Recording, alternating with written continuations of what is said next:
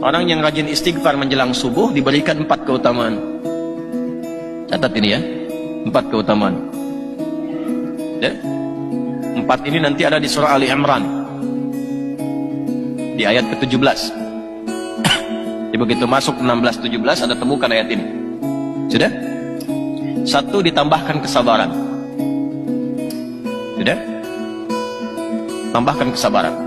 Jadi orang yang sering istighfar, khususnya di waktu subuh, itu cenderung hatinya lebih lapang, mudah mengatasi berbagai persoalan karena kesabarannya ditambah oleh Allah. As-sabirina. 2, merubah ia menjadi pribadi yang lebih jujur. As-sadiqina. Jelas?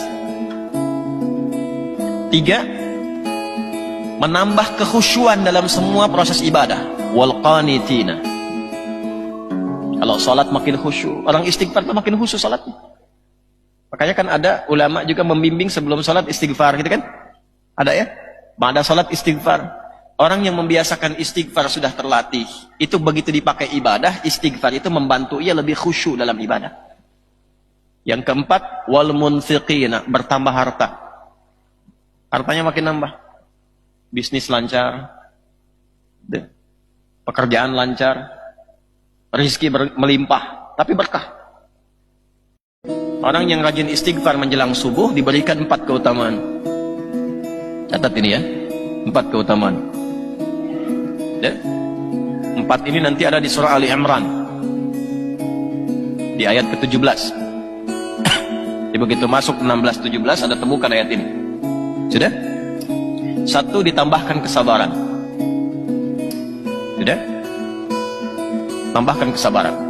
Jadi orang yang sering istighfar, khususnya di waktu subuh, itu cenderung hatinya lebih lapang, mudah mengatasi berbagai persoalan karena kesabarannya ditambah oleh Allah. As-sabirina. 2, merubah ia menjadi pribadi yang lebih jujur.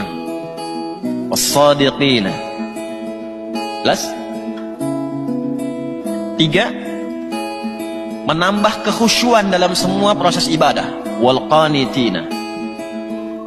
Kalau sholat makin khusyuk, orang istighfar itu makin khusyuk sholatnya. Makanya kan ada ulama juga membimbing sebelum sholat istighfar, gitu kan? Ada ya? Ba'da sholat istighfar. Orang yang membiasakan istighfar sudah terlatih. Itu begitu dipakai ibadah, istighfar itu membantu ia lebih khusyuk dalam ibadah.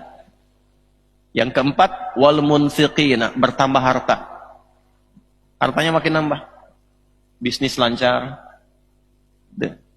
pekerjaan lancar, rezeki melimpah, tapi berkah.